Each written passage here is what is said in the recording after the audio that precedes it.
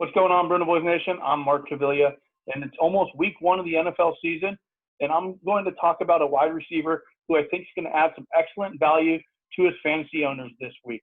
You guys drafted him as a wide receiver number 4 in an offense that likes to throw the football, and now with an injury to Kenny Golladay, Marvin Jones is back in the mix, and he's a guy that fantasy football owners can plug in as a low-end wide receiver number 2 or a number 3 or even a surefire flex play in week 1 against the Chicago Bears. Yes, the Bears were good against the pass last year. They allowed just 9 touchdown receptions to opposing wide receivers. They were 5th best at containing wide receivers in terms of fantasy points. But if you look at the rapport that Jones and quarterback Matthew Stafford has, it's proven. He's going on his 5th year as a receiver in Detroit. In 2 meetings against Chicago last year, Marvin Jones had 8 receptions for 114 yards. Now he's working as the number 1 wide receiver this week.